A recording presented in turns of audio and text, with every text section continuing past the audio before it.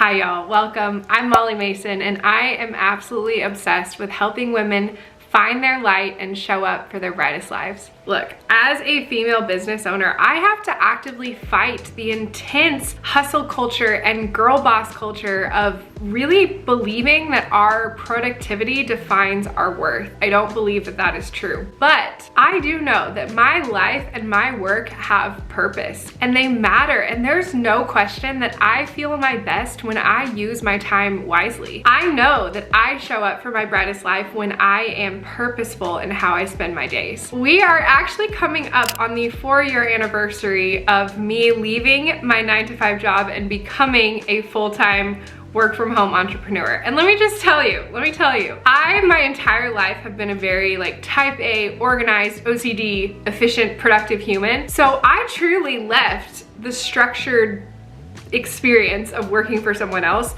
with the full expectation that I would absolutely crush working from home. I was like, I'm gonna kill this. I'm gonna be so productive and efficient. I'm gonna multitask to the max. I'm going to do laundry while I work on my business. I'm just gonna slay this. And let me tell you, it did not quite go down that way. I struggled. It was not pretty for the first good chunk of me working from home. Now, a few years in, I've learned what really works for me when it comes to being productive and efficient with my time, but I feel like I've finally found the perfect balance of being productive, but also actually celebrating what it means to work from home, because there are so many luxuries that come with that. It really has taken me up until pretty recently to find that balance. I know that due to the state of the world, a lot of you are working from home now, and I know that a lot of you are where I was and just struggling to figure out how to do that well. So today I'm gonna be sharing with you 7 of my favorite tips to be productive working from home. Some of these I'm sure you've heard before, but I think you might actually be surprised by at least a couple of them. So let's go. Number 1 is to have a morning routine. I know, probably not surprised by this one. I really think this applies to everyone, whether or not you work from home. But if you work in an office, even if your mornings are a chaotic scramble, you still have that time frame of driving to the office and being in a new space. When you work from home, the boundaries don't exist. And so having a morning routine, having something to start your day is so important. My own morning routine has changed and evolved over time, but I have shared a post specifically about my 6 morning non-negotiables. These are the things I make sure I do every morning before I start my work. If you've watched any of my vlogs, you know a little bit of what my morning routine looks like. But I will tell you, on the days when I don't practice a morning routine, I just roll out of bed and try to get immediately to work. It's hard to even put into words the vast, insanely contrasted difference I see in those days versus the days when I am diligent to actually have a morning routine. It's honestly hard to even quantify how different my days are. Figure out what works for you, figure out what you need to do for your body, your mind, and your soul before you start your work. There is a reason why so many successful people talk about morning routines, because they really do matter. Tip number 2 is to eat real meals. Obviously, as a nutritionist, I've got to talk about food, but I'm not kidding. This is truly one of the ones that has changed the game for me. Now, when I did work in an office, I had to pack my meals. I literally packed my breakfast, my lunch, and my snacks for every day of the week. I had to in order to eat. So when I was leaving that job to work from home, I was pumped. I was like, this is amazing. I have access to my whole fridge and pantry and kitchen. Every day I can make a beautiful meal. That backfired hard and fast because I wasn't planning anything out. I was just like, oh, because I work from home, I have access to my food, I'll figure it out. I have learned, if I don't proactively plan to eat meals, proactively choose to sit down and eat a breakfast and a lunch, I will not eat during the day, or if I do, I will just snack on garbage. Our bodies are created to have that consistent nourishment. Keeping your blood sugar balanced, you guys know I am such a big believer in this. It changes the game, just in general for your health, but it also for your productivity. As a productive working human, having food in your system is so helpful. If you are like me and you fall into that trap of thinking that because you're working from home, you're just gonna have all this food and then you don't actually eat meals. You have to be proactive. Now, this is one of those examples of ways in which I've learned to kind of find that balance, because I do have the luxury of working from home. I don't have to meal prep all of my meals and eat the same thing for lunch every day. But if I don't plan, I will not eat. So I actually talked about this in my meal planning video. I have an entire video where I walk you through my whole process for my weekly meal planning, including how I approach lunches working from home and what I do to kind of plan those and prep for those, but still kind of have some of that freedom of getting to decide what sounds good each day. I talk all about that in that meal planning video. So check this one out later if you want tips on that. But along with that, tip number 3 is to take a real lunch break. This is one of those things I did really poorly in the beginning. I didn't have boundaries between when I was working and when I wasn't. For a good chunk of time now, I've been proactively planning an entire hour lunch break in the middle of my day to stop my work and eat my lunch. Eating my lunch is like maybe 20 minutes, especially if I'm like prepping it a little, right? Like it doesn't take that much time. But I specifically choose to let this hour-long lunch break be a time when I am working on maybe some house chores. That is definitely one of the things that I fell victim to in the beginning of working from home. I was like, I'm working from home, great. Let me just take a break to go clean up the living room real fast. Oftentimes I would literally find myself waking up 3 hours later like, oh, I am like deep cleaning our bathrooms. Like I just would let that spiral. I am so particular about my space and my environment. Having a clean, tidy home that makes me happy is so crucial. And I think especially when you work from home, I specifically give myself that lunch break and I let that be the time when I can do house chores. Like I have an hour deadline, but hey, that's when I can get stuff done. So if my morning's a little chaotic and I find that, you know, like I've got dishes everywhere from making breakfast, or I didn't make the bed, or I have laundry to fold or something, instead of just like trying to get everything done before I work, I know, hey, at my lunch break, I'm gonna tackle that stuff. So it kind of allows me to step away sometimes, knowing that everything's not done, but knowing that I'm going to do it later. So typically my hour-long lunch break includes 3 things. I eat, I pick up the house, and then also I really like to go on a walk. Now this is different from like an hour-long walk in the mornings that I'll use more so as my like activity of the day. I'll do a loop kind of around our street. It's like almost half a mile. It's not far. It takes me like 8 minutes, but literally just like getting out of the house, leaving my phone behind, and just taking a second to see the sun, breathe some air, give my brain some space. It helps so much because then I step back into a clean, tidy house. I've just had lunch. It feels great. Also, I know we're talking productivity, but the nutritionist in me can't help but tell you, 10-minute walks after a meal help immensely in balancing your blood sugar. And research has proven that 3 10-minute walks after your meals is actually better for your body than 1 30-minute walk because of what that does for your digestion and your blood sugar. Seriously, do not underestimate the power of a 10-minute walk.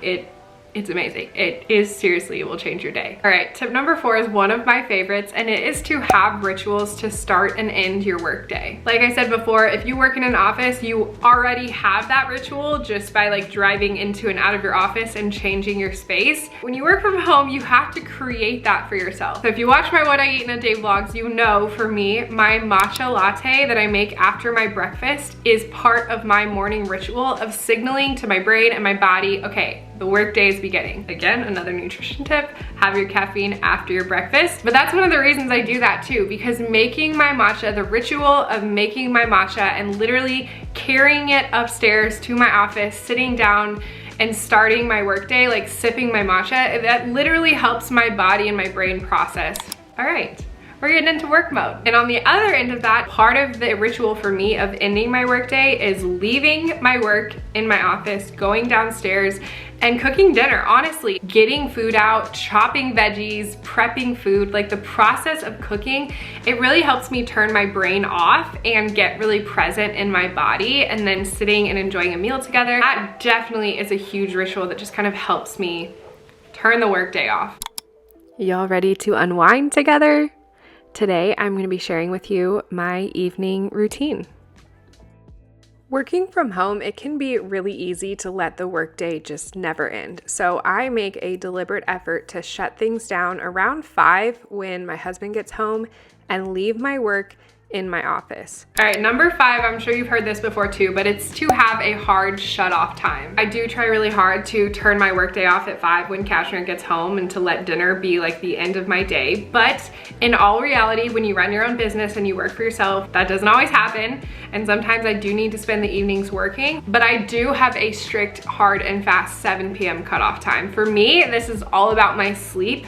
If I am looking at my laptop past 7 p.m., I like quite literally, it completely wrecks my sleep. It's insane. It's insane. If you start paying attention to what your technology does to your sleep, it's a whole other thing. That's a whole other thing. So I kind of have like multiple barriers, right? Like normally it's 5, but if it's not, it's 7. Now I'm a grandma, I go to bed really early. I love sleep more than just about anything in the world. Even as a nutritionist, I truly believe sleep, even more than food, is one of the most important pieces of our health. So I protect my sleep at all costs. I go to bed really early.